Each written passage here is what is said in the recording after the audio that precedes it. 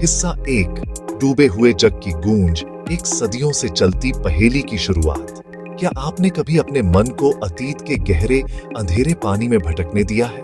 उस दौर में जब बेहिसाब दौलत और ताकत वाली एक सभ्यता ने जाने पहचाने संसार पर राज किया था।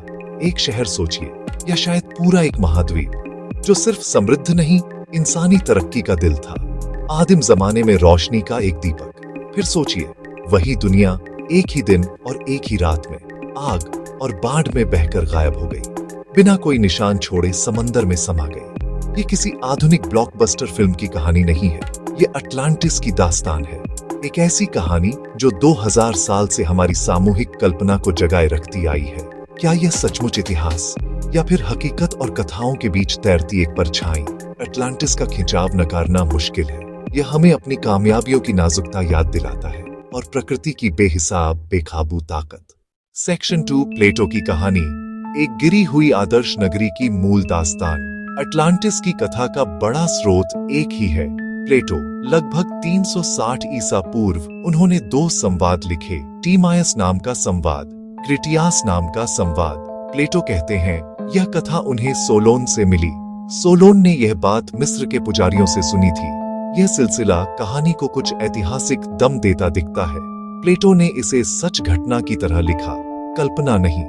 अटलांटिस एक ताकतवर समुद्री शक्ति थी, हरक्युलिस के स्तंभों से आगे जिब्राल्टर की खाड़ी, अटलांटिक महासागर में। वह द्वीप लिबिया और एशिया माइनर से भी बड़ा बताया गया। वहां समुद्र देवता पोसिडॉन के वंशज राजा शासन करते थे। राजधानी इंजीनियरिंग का कमाल थी, जमीन और पानी के गोल घेर, नहरें और पुल। मंदिर कीमती धातुओं से जड़े थे। उनके पास उन्नत सिंचाई थी और एक शक्तिशाली सेना। वे यूरोप और अफ्रीका के कुछ हिस्सों तक फैल गए। फिर नैतिक गिरावट, लालच, महत्वाकांक्षा, अहंकार। एथेंस ने उन्हें हरा दिया। सज्जन छोटा राज्य बनाम भ्रष्ट साम्राज्य। देवताओं ने दंड दिया। कहा जाता है एक ही दिन और रात में द्वीप डूब गया। 600 ईसा पूर्व। कहानी रहस्यपूर्ण है, पर प्लेटो ने जिन भूवैज्ञानिक ताकतों का जिक्र किया वे असली हैं। प्लेट टेक्टोनिक्स, यानी जमीन की प्लेटों की धीमी मगर लगातार हरकत, यही बड़े हादसे शुरू कर सकती है। समुद्र के नीचे फॉल्ट पर भूकंप आते हैं। समुद्री जमीन कभी ऊपर उठती है, कभी नीचे धंसती है। जब पानी अचानक हिलता है तो भारी लहरें बनती हैं, यही सुनामी है। थीरा ज्वालामुखी का बड़ा विस्फोट, लगभग 1600 ईसा पूर्व। काल्डेरा बना और सुनामी उठी। तटीय बस्तियां उजड़ गईं। कृति की मिनोअन सभ्यता बुरी तरह प्रभावित हुई। मैरिनाटोस ने कहा, यही प्लेटो की कहानी का बीज हो सकता है। आखिरी हिमयुग के बाद समुद्र का स्तर सैकड़ों फीट बढ़ा। यह लगभग 12,000 से 6,000 साल पहले हुआ। तटीय मैदान और महाद्वीपीय शेल्फ डूब गए। कई पुरानी बस्तियां गुम हो गईं। द्रवीकरण होता है, भीगी मिट्टी तरल जैसी बन जाती है, इमारतें धंस जाती हैं, पूरा शहर भी डूब सकता है। ज्वालामुखी फट सकता है, भूकंप आ सकता है, फिर सुनामी। ये सब मिलकर एक ही दिन में बड़ा विनाश कर सकते हैं, जैसा प्लेटो ने लिखा। तो सवाल यह है, कहां, कब और क्या प्लेटो के विवरण सच में मेल खाते हैं? यही मूल बात है। आज 1 नवंबर 2025 तक खोज जारी है। नई तकनीकें इसे आगे बढ़ा रही हैं। अटलांटिस की कहानी हमारी चाहतों, हमारे डर और ज्ञान की अनवरत तलाश को दिखाती है। समुद्र के नीचे हर नई अनोखी चीज, क्यूबा हो या जापान, उम्मीद जगाती है। पहले हम मूल कहानी में उतरेंगे, फिर सबूत, सिद्धांत और यकीन की उथल पुथल में तैरेंगे। तैयार? जमीन और समंदर की साइंस दिलचस्प है, कहानी भी मजबूत। फिर भी सीधा पुरातात्विक सबूत लगभग नहीं मिलता। आर्कियोलॉजी में एक नियम है, बड़ी बात कहो तो बड़ा सबूत दिखाओ। अगर इतनी आगे बढ़ी और बड़ी सभ्यता थी तो उसके ठोस निशान, इमारतें, औजार, लिखत कहीं तो मिलते। 100 साल से भी ज्यादा खोज के बाद भी अब तक एक भी पक्का अटलांटियन आर्टिफैक्ट, लिखत या खंडहर साबित नहीं हुआ। मल्टीबीम सोनार, साइड स्कैन, आरओवी, गहरे मैदान, mid ocean ridge, continental shelf, बहुत हिस्से मैप हो चुके हैं। हमें चट्टानी ढांचे और डूबे जहाज मिलते हैं, हाँ, पर क्रिटियास जैसा पूरा डूबा महाद्वीप या रिंग सिटी नहीं दिखी।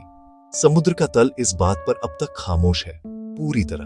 तो सवाल उठता है, हम जगह गलत चुन रहे हैं या फिर वह जगह कभी थी ही नहीं। कई विशेषज्ञ कहते हैं प्लेटो दार्शनिक थे, इतिहासकार नहीं। यह एक विचार प्रयोग था, इसलिए सबूत लाने की जिम्मेदारी दावे करने वालों पर है।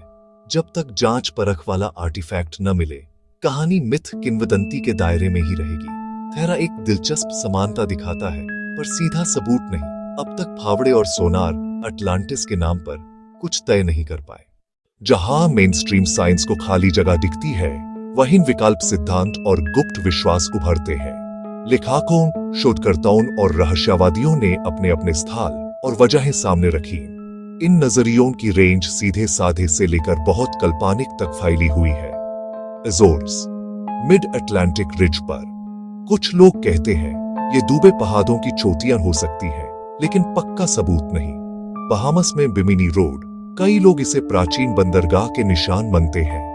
अधिकांश जियोलॉजिस्ट इसे प्राकृतिक बीच रॉक बताते हैं। हैपगुड से प्रेरित एक विचार, अटलांटिस, अंटार्कटिका, क्रस्ट शिफ्ट से ध्रुव पर पहुंचना। धरना रोमांचक है, पर प्रमाण कम है। ड्रामेटिक लगता है, लेकिन मजबूत भूगोलियाई सबूत अब तक नहीं मिले। एडगर कैसी की ट्रांस रीडिंग्स, क्रिस्टल टेक्निक और अंतरिक्ष संघर्ष का जिक्र। इन दावों को वैज्ञानिक तरीके से परखना मुश्किल है।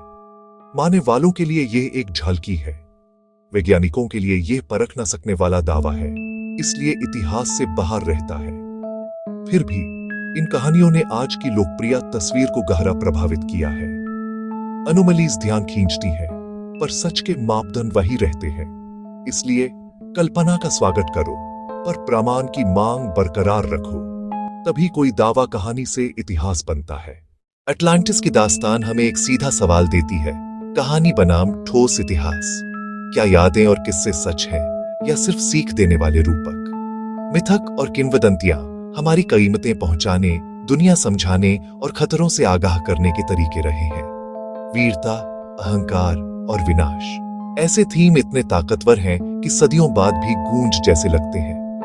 कहानी इतनी सलीके से बुनी गई है कि बहुतों को यकीन हो जाता है ये सच होगी। पर साइंटिफिक तरीका क्या कहता है? भरोसा और झुकाव को अलग करो और ऐसा सबूत ढूंढो जिसे कोई भी जांच सके। प्लेटो अहम स्रोत है, पर वे अपने ही दावे का सबूत नहीं हो सकते। बाहरी पुष्टि चाहिए। जैसे ट्रॉय, इलियड के साथ साथ हिजारलिक में असली अवशेष मिले, इसलिए इतिहास ने उसे मान लिया। कन्फर्मेशन बायस, समुद्र तल की चट्टानें हमें दीवार दिखती हैं। हर बाढ़ कथा हमें अटलांटिस जैसी लगती है। पहले सरल और प्राकृतिक वजहें खत्म करो, उसके बाद ही शानदार कहानी को सच मानो। कई मिथकों में एक छोटा बीज होता है, जैसे थेरा, पर हर बार नहीं। मकसद साफ है, कहानियों का सम्मान करो, पर उन्हें इतिहास में लिखने से पहले ठोस सबूत मांगो। शायद यह बेहतरीन दार्शनिक साहित्य है, किसी दूर की आपदा से प्रेरित, और हो सकता है बिल्कुल न हो। अंत में अटलांटिस का रहस्य अब भी अनसुलझा है, और शायद यही उसकी असली ताकत है। यह नक्शे पर तय बिंदु नहीं, इतिहास पर तैरता हुआ एक सवाल है। साक्ष्य इशारा करते हैं यह एक दार्शनिक रूपक था। सत्ता, भ्रष्टाचार और आदर्श राज्य पर चिंतन। उन्नत तकनीक के बावजूद ठोस पुरातात्विक प्रमाण नहीं मिलते। 9600 ईसा पूर्व की विशाल सभ्यता नामुमकिन सी लगती है, फिर भी यह एक स्थायी सबक बना रहता है। कोई भी सभ्यता प्रकृति की शक्ति या नैतिक क्षय से सुरक्षित नहीं। आज जलवायु परिवर्तन, उठता समंदर और अस्थिरता डूबते शहरों की छवि को हमारे संभव भविष्य जैसा बना देते हैं। यह हमारी नाजुक दुनिया और विरासत पर ठहर कर सोचने को कहता है। हम सृष्टि की छोटी नहीं, शायद बहुत सा ज्ञान खो गया, कुछ अध्याय अब भी अधूरे हैं। यह धारणा मोहक है कि इंसान कभी ब्रह्मांड से अधिक जुड़ा था। सुंदर पर रोमांटिक, सबसे समझदार राह, संतुलन। कल्पना अपनाओ, मगर प्रमाण की मांग कभी मत छोड़ो। अटकलों का आनंद लो, वैकल्पिक विचार खोजो, मन को डूबे संसार में भटकने दो, पर इतिहास फिर लिखने से पहले साक्ष्य लाओ। शायद अटलांटिस कभी न मिले, उसका ठिकाना मानव कल्पना का असीम सागर ही है, और वहीं से वह हमें प्रेरित करेगा, चेताएगा और चुनौती देगा, हमारे ज्ञान के क्षितिज से ठीक परे।